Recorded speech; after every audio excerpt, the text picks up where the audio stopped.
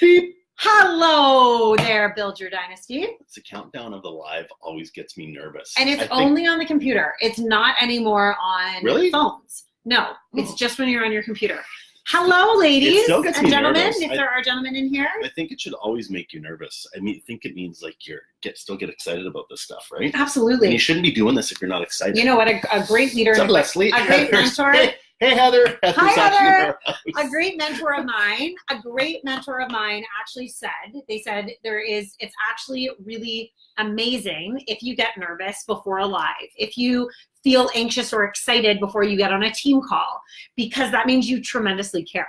And are we shaking? Something shaking? I'm not shaking. Okay. I could be nervous, but I'm like, why is the whole computer shaking? I will tell you. Did you finish your thought? No, we're really great at interrupting each other as well. No, what I was trying to say was I thought this was shaking is that it means you tremendously care. Hey, Betsy. And if you can put that nervousness into that excitement of, I care so much, I want to deliver this so well, it really prefaces everything. So there's my first training tip as a CEO, which we're going to talk about today, because I think it's important.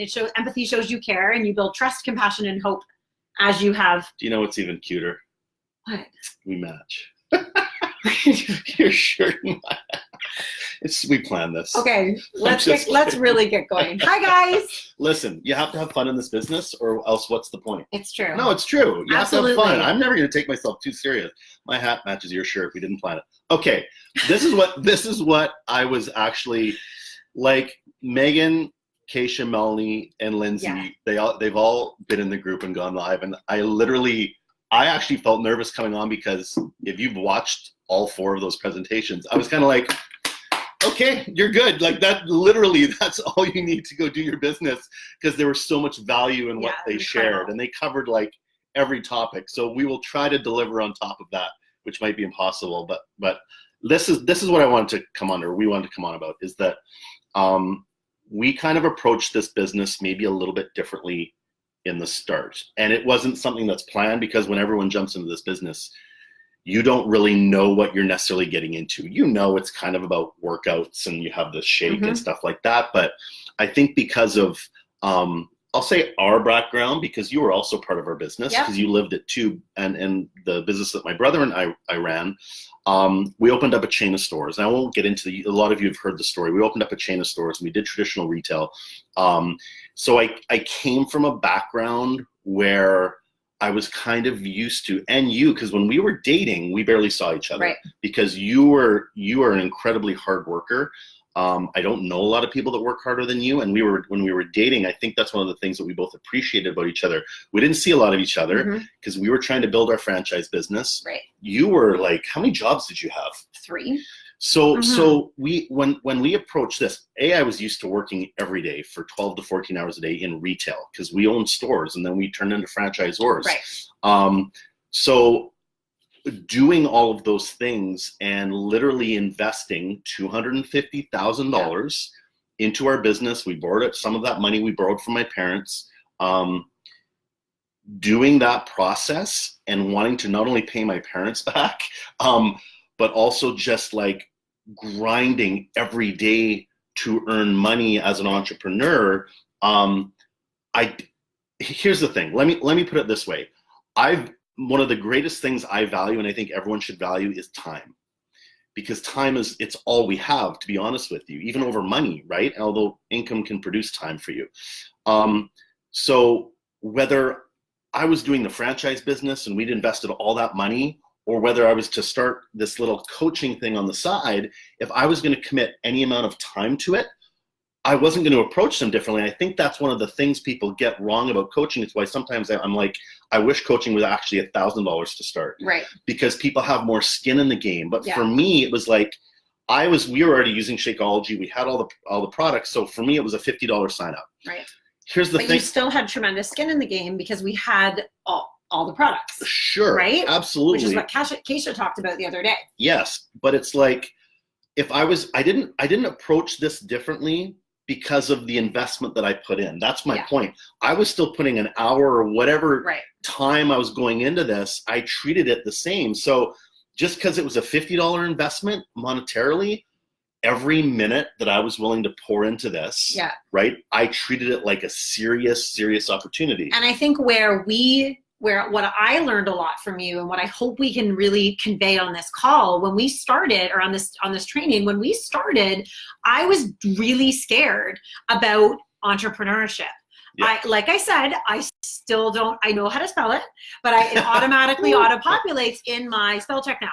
However, it really scared me because I was so used to working within the guidelines of society's spell.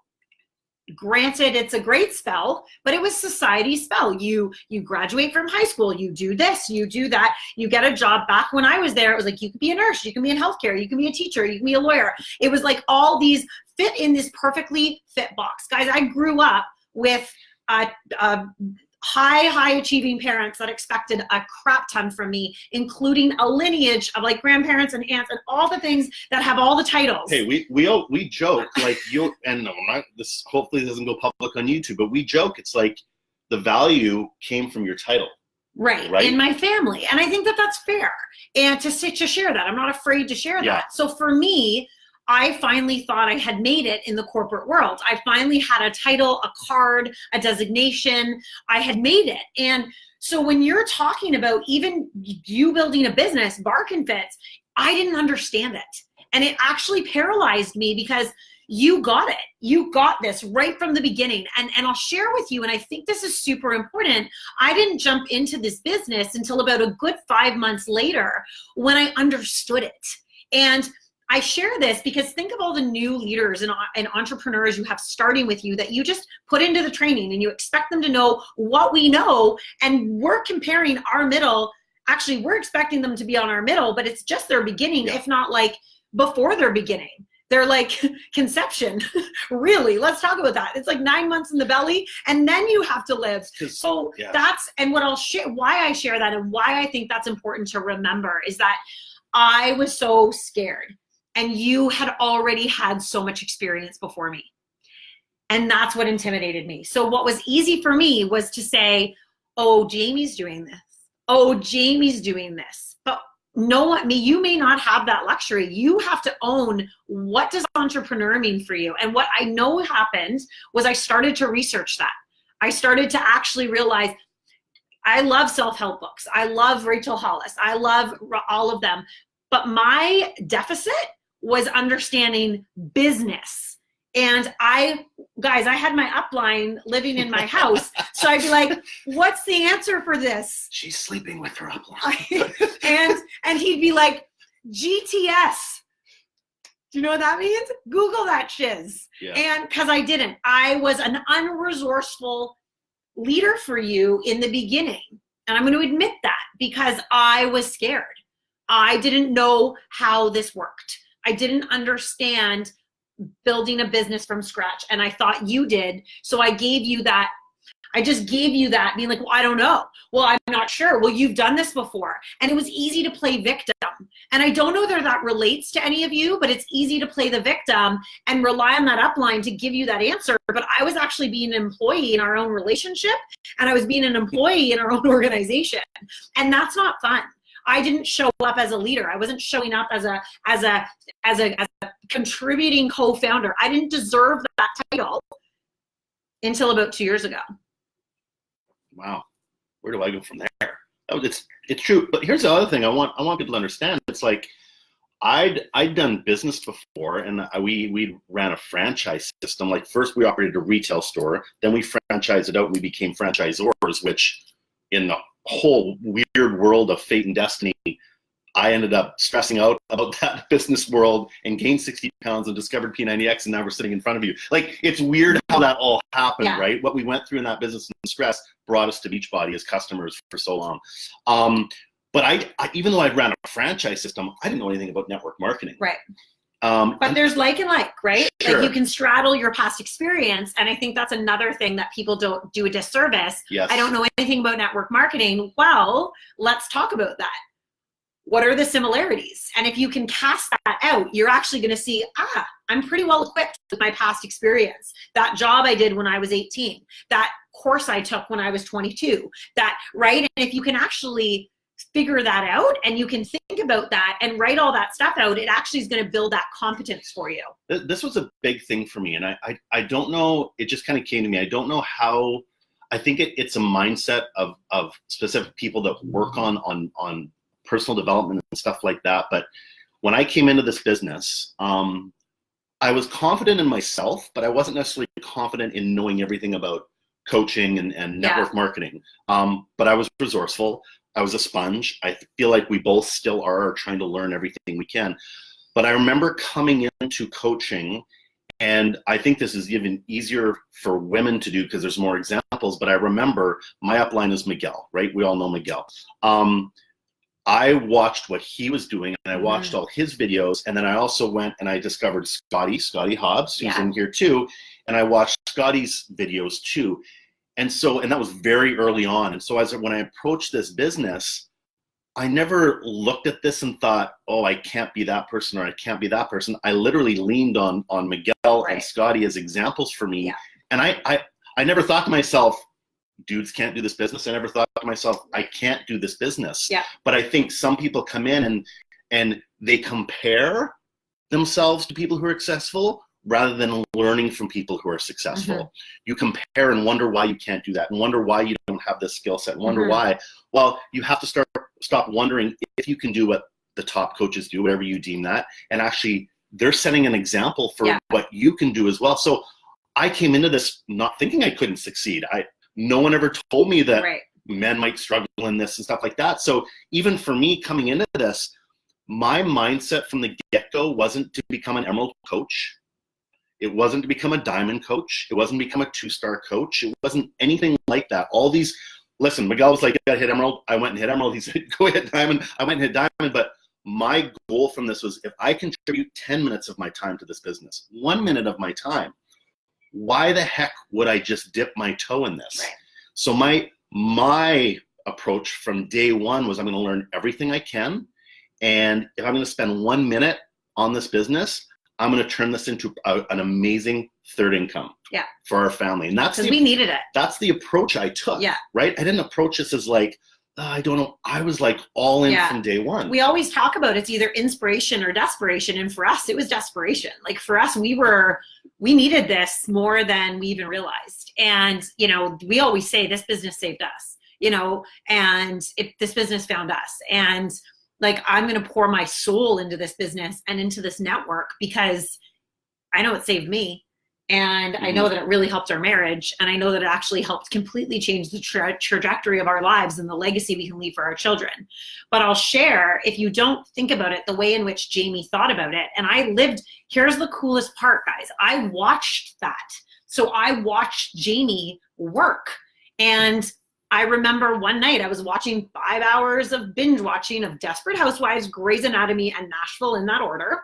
And you had helped us be able to go away for the weekend, the following weekend, from what you earned in that same amount of time that I watched all that TV. And it wasn't anything fancy. I think it was Niagara Falls, and I think it was like, it wasn't this astronomical, lavish vacation, but it was enough to give something to our family back that made us feel that sense of enjoyment for your work. And the reason why I share this is that it is just easier to not do the work and to say that someone else is better at it. If I'm honest, no, I just wasn't willing to not watch Desperate Housewives, Grey's Anatomy, and Nashville. That was my choice. So we make a choice as leaders in our own life. We make a choice all the time. You mentioned that we have the same amount of 24 hours in a day, and it's what you choose to do with it.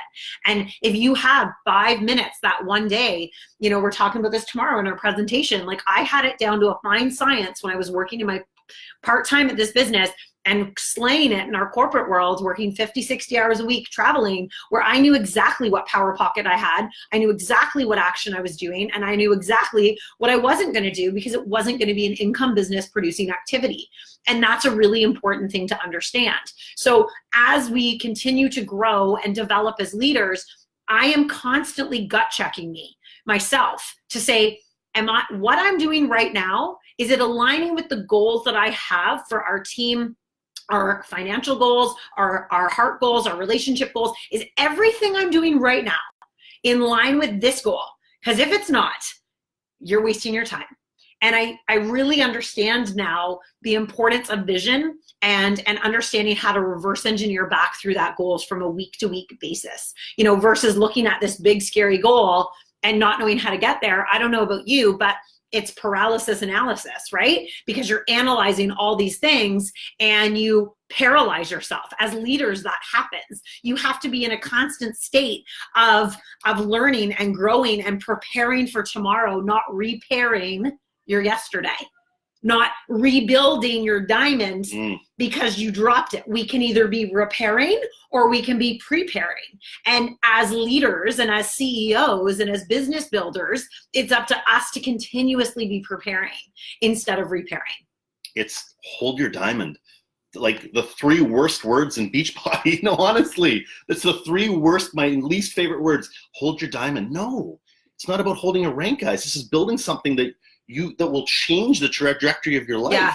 And if you do that and your actions every day, every minute align to that, you'll never have to hold a diamond, honestly. And this is a big one, you guys, is like, I think, and I'm just be brutally honest with you, you guys are in the stage where you've hit diamond, amazing, but like your business starts now. And this is if I had to choose one characteristic of people who either stop at diamond and just kind of hold diamond, down to emerald, back up, you know, and move on to 2-star, 5-star, develop an organization and a team, you have to be super resourceful. Yeah. No one is going to feed you the answers, guys. Nobody. You can't consistently ask questions and wonder what's going on. You have to figure your shit out yourself. That's what leaders do. Do I still ask questions? Yeah, I still ask questions for people. I still ask some stupid questions. But 99% of my accountability, I take on myself. Mm-hmm. And I go find the answer. And I figure it out for myself. Because what might work for Kim probably won't work for me. What works for Mel probably doesn't work for Kim. What works for Lindsay. Guys, stop asking questions and go and find the answer yourself and figure out what works. It's called resourcefulness. Mm-hmm.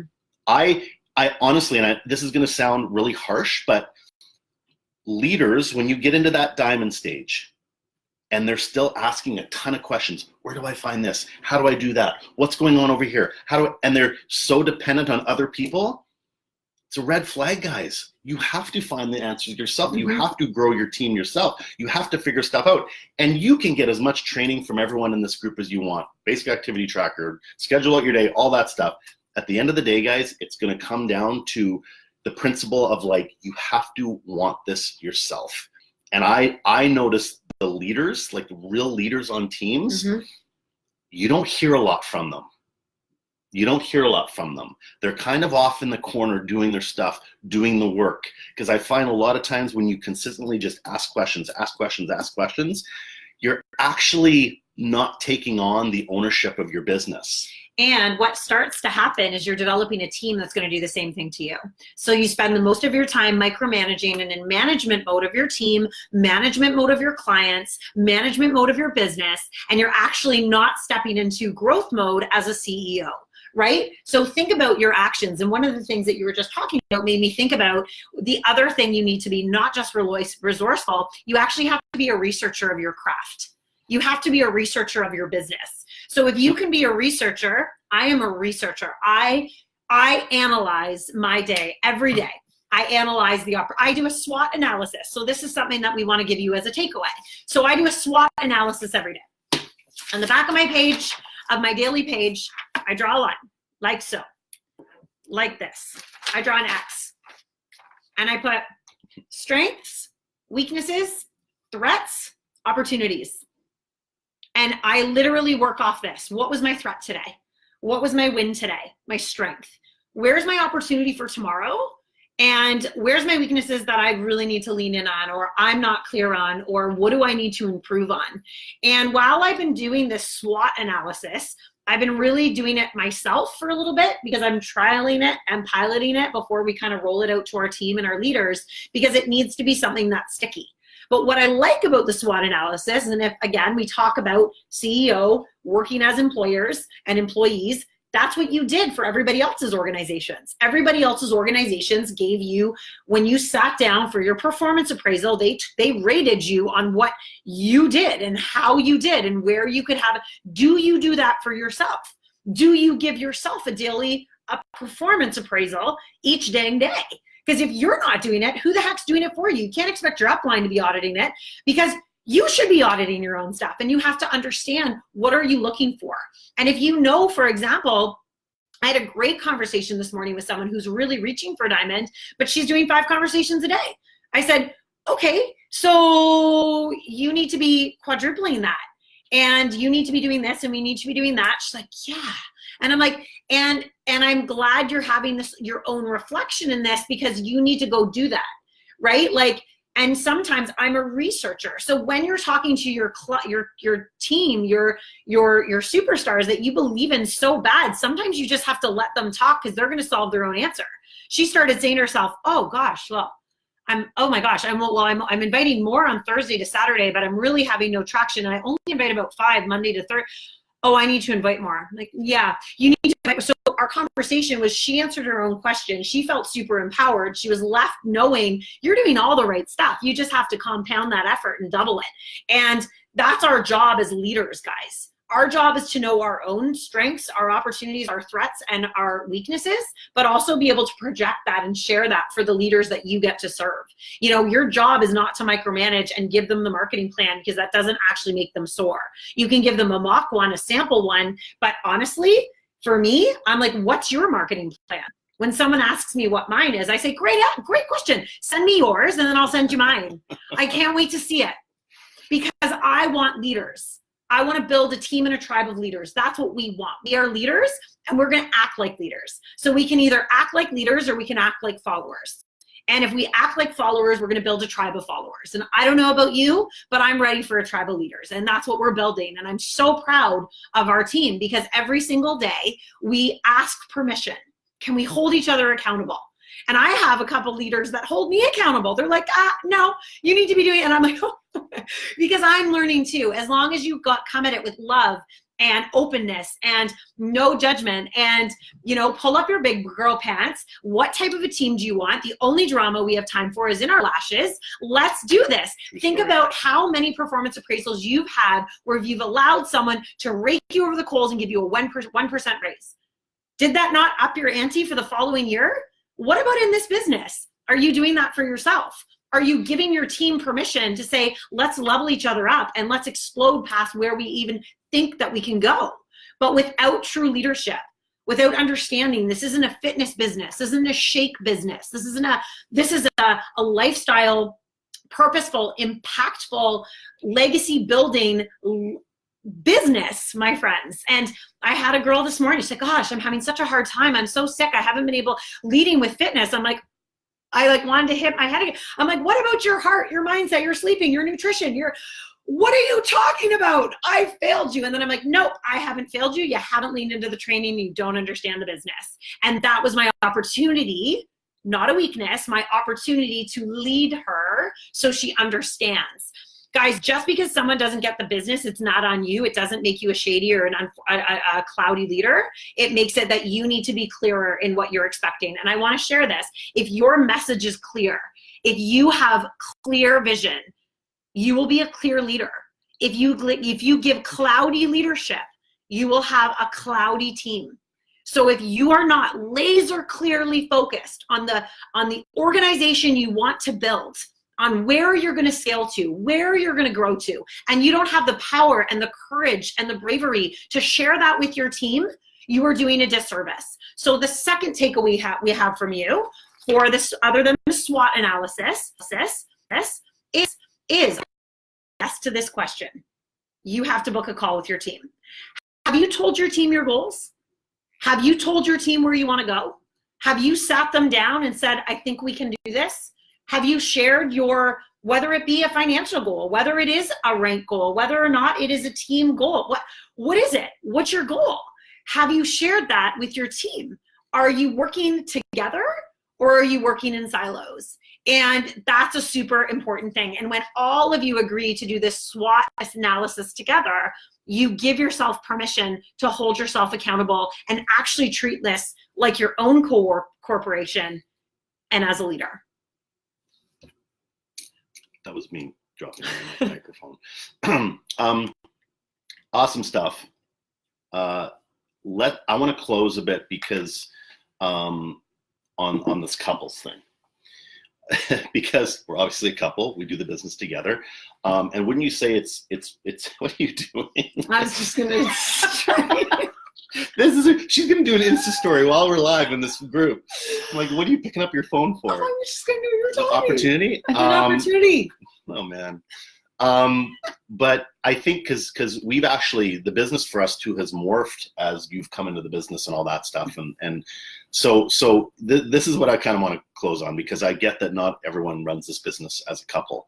But I don't think that it doesn't mean there's an opportunity for your partner or your spouse to get involved in this business. And I like to, anytime we're on team calls or guest calls, I like to kind of end with this, because I think that for a lot of spouses, and let's be honest, most are men, spouses that aren't working the business. I want you to think of it this way, is that if you are not supportive, if you are judging of what your spouse is doing in this business, if you're going to do that, you better make damn sure that you actually understand the business. Mm-hmm. Because there's a lot of, because I understand this business. I've done traditional business before.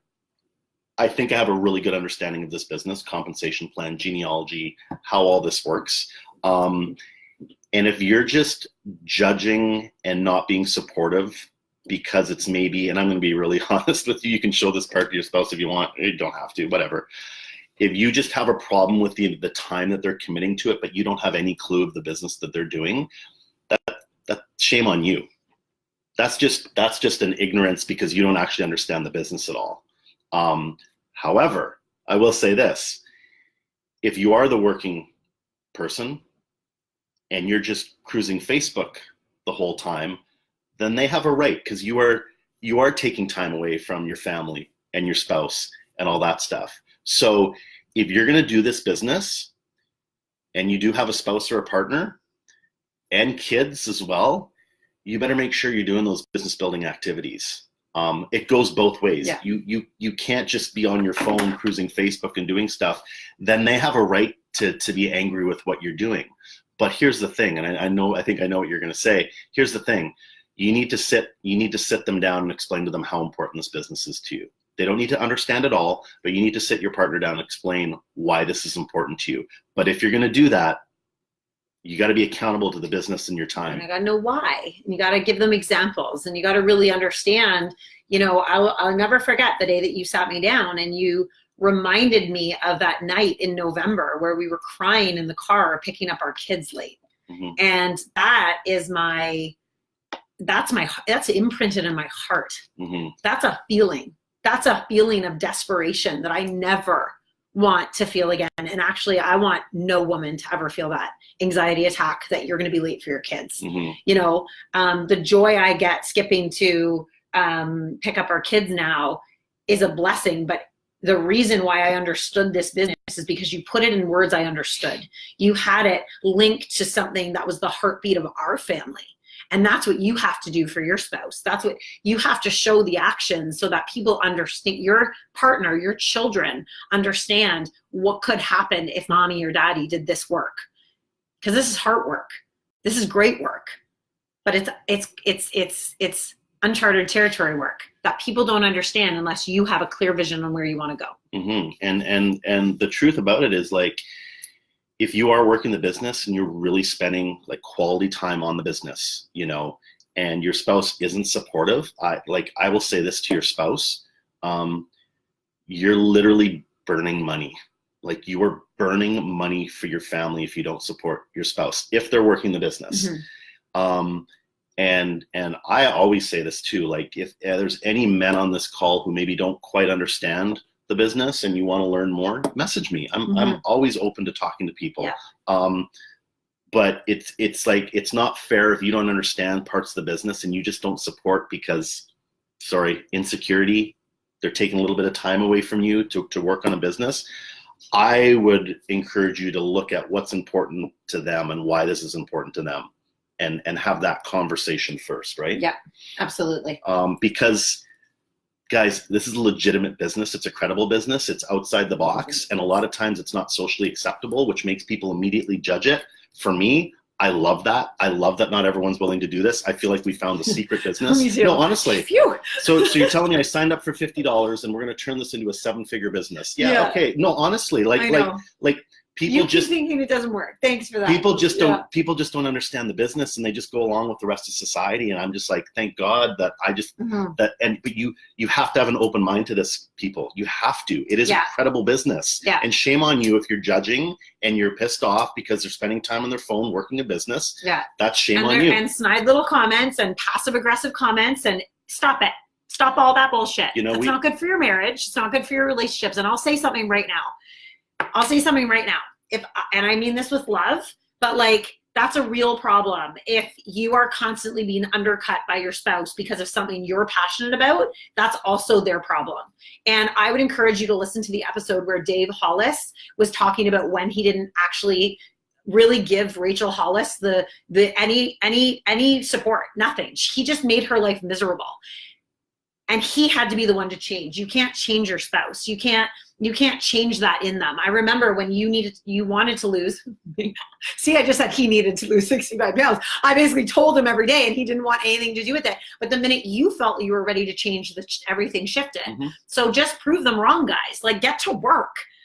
Show them the frickin' paychecks. Stop complaining about it and get to work. Like, I'm going to say that. If you're having problems, I guarantee you're not working your business as hard as you could. Guaranteed. Listen, I'm serious. We are, and I'm going to say this because I'm part of the family. That's me, but it's true. No, I'm going to say this because I'm a dude. I'm a male. I can say this. We are a pretty stubborn bunch. I think that's no secret. Men can be pretty stubborn. A lot of times we're number focused. And I realize there's men working the business, and sometimes the women is not a supportive spouse.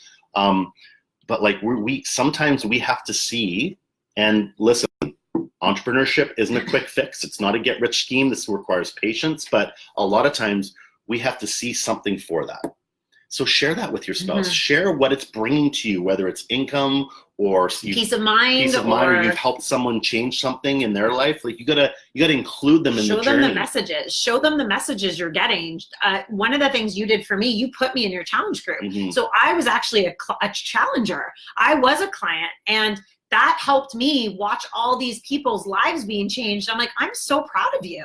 Actually, it's proud. I was so proud of you. How could I not support you actually helping people, give them the tools and the resources and the platform to change their life? What? How can you not be okay with that? Then you really have a problem, you know? It's insecurity. Yeah.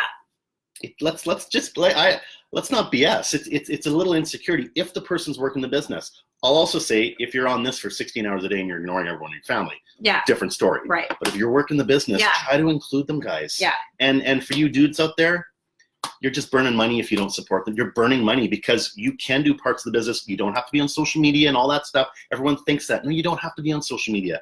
There are massive parts of this business you could actually take off your spouse's hands and really focus on that, like parts of the back office and understanding how to maximize income. All of you are diamond and above. Now's the time where you can start doing that. And support your wife, support your husband. No, honestly. Support yourself too, guys. It's a beautiful business. Like, we're not asking people to buy frickin' $5,000 in vacuum cleaners and storing them in your garage and reselling them. Like, get over yourself. Yeah, this is a health business. We're really changing people's lives. So you got to get over it, guys. And like, we just did a spouse call. Like Matt Mitro, he came on and was a guest, and he spoke for about 25 minutes. He's that classic story. He didn't really support Mel at the start. He just thought it was a joke, and they battled, and it's on our YouTube channel. You can go watch. It's a whole hour spouse call, and we had a lot of good feedback from that. So anyway, I hope that was valuable to you. I always touch on that because I think, you can do this business without a spouse or without a partner that supports you. You totally can. It's been proven. But you are really hampering things if you are not doing that. And I think the last point I want to say, just to what Becky's saying, this is a powerful tool if you use it well. And I think you have to explain what you're doing a lot of the time. So we've done that with our children and with each other. I'm just finishing this post for this specific reason. For this, it'll take me about 6 minutes, and then I can give you all that I need. Or you actually put it down, you go give the presence and you give the time, and then you get back to what you need to do. You know, but it is about being laser focused on your priorities. It's about being laser focused on your time. It's being a steward of your time, and it's about being a steward of your business and understanding it, and being a steward of your marriage, because that's sacred. And if your business keeps infiltrating, that's a problem too, right? Mm-hmm. If you need to put that phone down instead of bringing it to the bedroom or bringing it into bed, make that non-negotiable. Like, you deserve that. So, you know, we need to work on that. So we're going to work on that. But like, we're both workaholics. But we get along that way. Our feet touch, but we're fine.